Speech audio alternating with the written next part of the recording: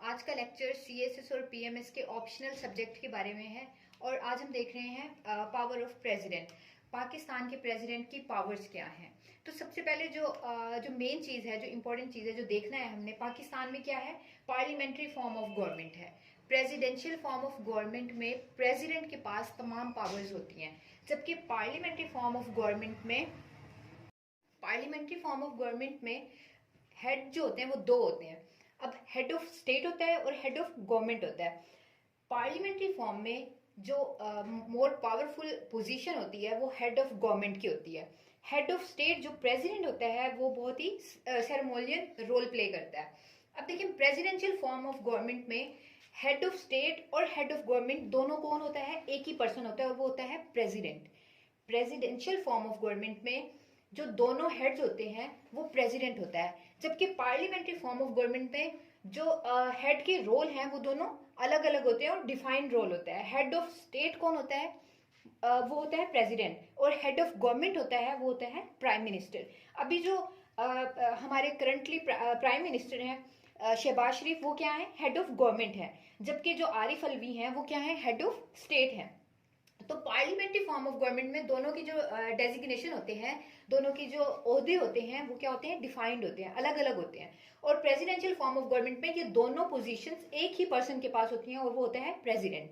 ठीक है, तो ये था इंपॉर्टेंट देखने के लिए कि प्रेसिडेंट का जो रोल है वो क्या है, हेड ऑफ स्टेट है।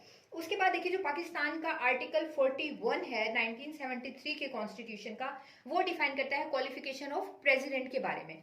तो सबसे पहले क्या है, उसके आपको क्वालिफाई करने के लिए प्रेसिडेंट क्या होना लाजमी है, सिटीजन ऑफ पाकिस्तान, पाकिस्तान का सिटीजन होना लाजमी है। सेकंड कंडीशन है क्वालिफिकेशन के लिए मुस्लिम होना लाजमी है। थर्ड जो एज की रिक्वायरमेंट है वो है 45 ईयर्स ओल्ड होना लाजमी है, जो भी पर्सन क्वालिफाई करना चाहता है प्रेसिडेंट के लिए।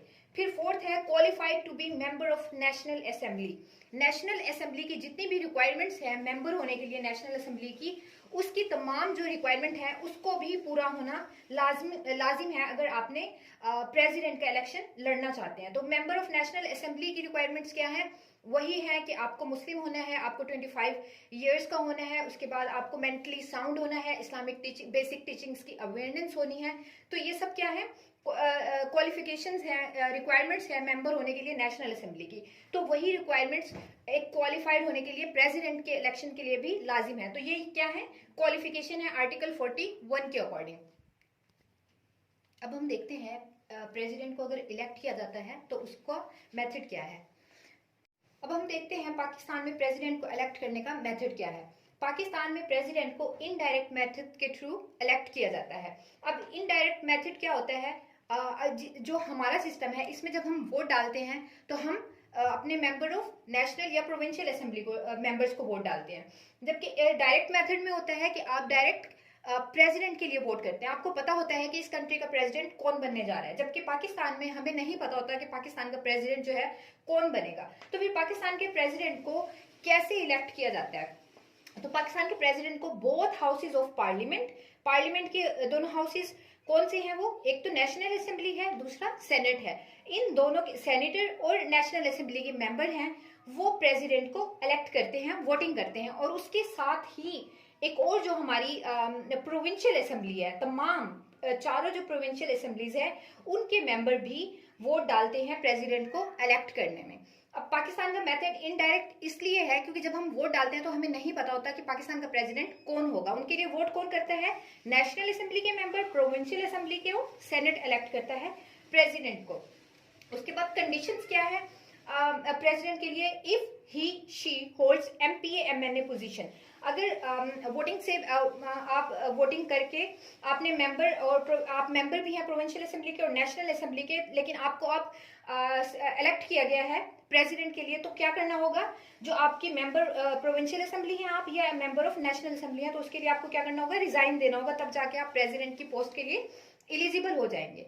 अगर कोई प्राइम मिनिस्टर प्रेसिडेंट को इन ही पार्लियामेंट के दो हाउसेस से सॉरी पार्लियामेंट के नेशनल हाउस से या प्रोविंशियल हाउस से, अगर प्रोविंशियल असेंबली से कोई इलेक्ट किया गया है तो उसको अपनी सीट खाली करनी होगी। फिर देखिए, he she should not hold any private position. अगर कोई प्रेसिडेंट के लिए एलिजिबल हो जाता है तो उसको वो जो अपनी प्राइवेट पोस्ट है, किसी प्राइवेट ऑर्गेनाइजेशन में कोई प्रॉफिट ले रहा है, उससे भी रिजाइन करना होगा। तो मेंबर ऑफ प्रोविंशियल असेंबली का कोई मेंबर बनता है प्रेसिडेंट या नेशनल असेंबली का, तो उससे अपनी वो पोजीशन खाली करनी होगी। इसी तरह प्रेसिडेंट आरिफ अलवी भी, उन्होंने भी अपनी पोजीशन से क्या किया था, रिजाइन किया था। फिर टर्म कितने साल की होती है, 5 साल के लिए होती है, और 2 बार ही एक बंदा जो है वो पाकिस्तान का प्रेसिडेंट बन सकता है। अब ब्रीफ इंट्रोडक्शन के बाद हम देखते हैं प्रेसिडेंट की पावर्स कौन कौन सी हैं। अब सबसे पहले देखें असेंट टू बिल। बिल की मंजूरी फाइनल कहाँ से होती है, प्रेसिडेंट के सिग्नेचर से। बिल जो है वो पहले नेशनल असेंबली से भी जनरेट हो सकता है या सेनेट से भी हो सकता है। उन दोनों हाउसेस से अप्रूवल के बाद फाइनल अप्रूवल या फाइनल असेंट जो है वो प्रेसिडेंट देते हैं। दोनों हाउसेस से मंजूर होने के बाद बिल जो है वो प्रेसिडेंट को पेश किया जाता है। अब प्रेसिडेंट क्या कर सकते हैं उस बिल का, प्रेसिडेंट या तो उसको अप्रूव कर सकते हैं डायरेक्ट, या कुछ कंसर्न के साथ बिल को रिटर्न कर सकते हैं कि आप इसमें, इस बिल में ये पर्टिकुलर चेंजेस करके दोबारा प्रेजेंट करें ताकि प्रेसिडेंट जो है उस बिल को अप्रूव कर सके, तो रिटर्न कर सकते हैं। बट पॉइंट क्या है यहाँ पे, प्रेसिडेंट जो है वो रिजेक्ट नहीं कर सकते बिल को। प्रेसिडेंट को हर सूरत में बिल पे साइन करना ही करना होता है, और कुछ ऐसी कंडीशंस भी हैं जहां बिल अगर साइन नहीं करते प्रेसिडेंट तो वो क्या हो जाता है, ऑटोमेटिकली लॉ जो है, देख लिया हमने कि बिल जो है वो प्रेसिडेंट के अप्रूवल के बाद क्या बन जाता है, लॉ बन जाता है। प्रेसिडेंट की अप्रूवल लाजमी होती है, सिग्नेचर होते हैं, ठीक है। सेकंड देखिए, अपॉइंटमेंट ऑफ मिलिट्री हेड्स। अब रिसेंटली आपने देखा होगा जो कंट्रोवर्सी हुई थी हमारे मिलिट्री जनरल की अपॉइंटमेंट में, तो उसमें क्या होता है, जो फाइनल कॉल होती है वो किसकी होती है, प्रेसिडेंट का अप्रूवल चाहिए होता है। तो लेकिन उसके लिए भी बाउंड क्या है, president on the advice of PM.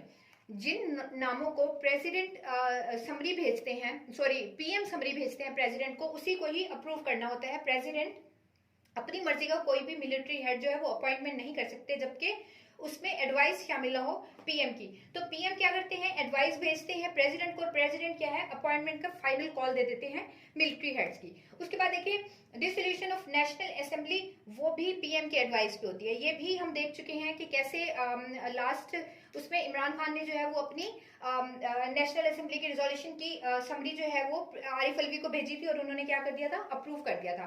But इसमें यहाँ पे ये पॉइंट है कि प्रेसिडेंट खुद से ही किसी भी असेंबली को तहलील नहीं कर सकते। वो कब करेंगे, जहां जब तक उसमें पीएम की एडवाइस शामिल नहीं होगी, जब तक पीएम नहीं करेंगे तब तक जो प्रेसिडेंट है वो नेशनल असेंबली को तहलील नहीं कर सकते। पाकिस्तान में एक आर्टिकल था 58(2)B जिसके तहत प्रेसिडेंट को पावर दी गई थी कि वो नेशनल असेंबली को डिसॉल्व कर सकते हैं, जिसके तहत पाकिस्तान में बहुत ज्यादा प्राइम मिनिस्टर की असेंबलीज को डिसॉल्व भी किया गया है 58(2)B के आर्टिकल के तहत। लेकिन अब जो है वो अमेंडमेंट्स के थ्रू उस आर्टिकल को खत्म कर दिया गया है। अब तमाम पावर जो है वो पीएम के पास है कि पीएम ही अपनी एडवाइस भेज सकते हैं असेंबली को डिसॉल्व करने की प्रेसिडेंट को। प्रेसिडेंट खुद से डिसॉल्व नहीं कर सकते, लेकिन पीएम की एडवाइस के साथ प्रेसिडेंट कर सकते हैं। ये प्रेसिडेंट की पावर्स में आ रहा है। फिर है इशू ऑर्डिनेंस। प्रेसिडेंट जो है वो इशू भी ऑर्डिनेंस कर सकते हैं, कब, जब सेनेट या नेशनल असेंबली जो है वो अपने सेशन में ना हो, जब असेंबली डिसॉल्व हुई हो, तब कोई ऐसा कानून पास करना पड़ जाए जो पाकिस्तान के लिए या किसी भी कंट्री के लिए जरूरी हो, तो तब वहां पे क्या हो सकता है, ऑर्डिनेंस जो है वो प्रेसिडेंट इशू कर सकते हैं। उसके बाद है इमरजेंसी पावर। इमरजेंसी पावर्स में भी क्या हो सकता है कि प्रेसिडेंट जो है वो अपना जो एग्जेक्टिव पावर है वो यूज कर सकते हैं। अच्छा, इमरजेंसी पावर्स में तभी हो सकता है जब मुल्क में कोई बहरान आ जाए या मुल्क में कोई इमरजेंसी लग जाए, जैसे वॉर की सूरत में, तभी इमरजेंसी पावर का यूज प्रेसिडेंट कर सकता है। अच्छा, जो ऑर्डिनेंस इशू करेंगे वो वैलिड कितने दिन तक रहेगा, वो सिर्फ 120 डेज तक रहेगा। अगर नेशनल असेंबली डिसॉल्व हुई है तो दोबारा इलेक्शन होकर जब असेंबली आएगी उसे वो ऑर्डिनेंस को या तो बिल बनाना होगा या फिर खत्म करना होगा। तो इशू ऑर्डिनेंस की जो है वो 120 डेज तक वैलिड है। इसी तरह इमरजेंसी पावर्स हैं, तो अभी हम प्रेसिडेंट की 1-2 पावर्स और देख लेते हैं। अब हम देखते हैं प्रेसिडेंट के पास जो पार्डन करने की पावर होती है, जो किसी को माफ करने की पावर होती है, वो कैसे होती है। अब president can suspend and remit the punishment of any person. अब प्रेसिडेंट जो है वो किसी को भी माफ कर सकते हैं, किसी की भी पनिशमेंट को, ये उनके पास पावर होती है पार्डन की, ठीक है। जब हम सदर से रहम की अपील करते हैं तो वो क्या होती है, पावर होती है उसकी। अब देखिए, आसिफ अली जरदारी ने ऑर्डर किया था to replace all death punishments into life imprisonment, कि कोई भी अगर डेथ की, जिसको सजाए मौत दी हुई है ना, तो उसकी आप पनिशमेंट को क्या करते हैं, उम्र कैद में तब्दील करते हैं। तो ये क्या थी, प्रेसिडेंट की पावर थी, जिसको आसिफ अली जरदारी ने यूज किया था। बट यहाँ पे थोड़ी सी कॉम्प्लेक्सिटी है कि प्रेसिडेंट जो है वो कैसे किसी को पार्डन कर सकता है, जबकि इस्लामी शरिया में आप देखें तो उसमें जब तक एक वली जिसके साथ जुल्म हुआ है, जब तक वो आपको पावर ना दे, जब तक वो ना कहे कि मैं माफ करता हूँ, तब तक कोई भी कॉन्स्टिट्यूशन जो है वो माफ नहीं कर सकता। तो यहाँ पे थोड़ी अमेंडमेंट भी की गई थी कि president can suspend and remit punishment of any person with the consent of वली, कि जिसके साथ जुल्म हुआ है जब तक वो माफ नहीं करे तो प्रेसिडेंट भी माफ नहीं कर सकता। तब देखें नेक्स्ट है chancellor of all federal universities.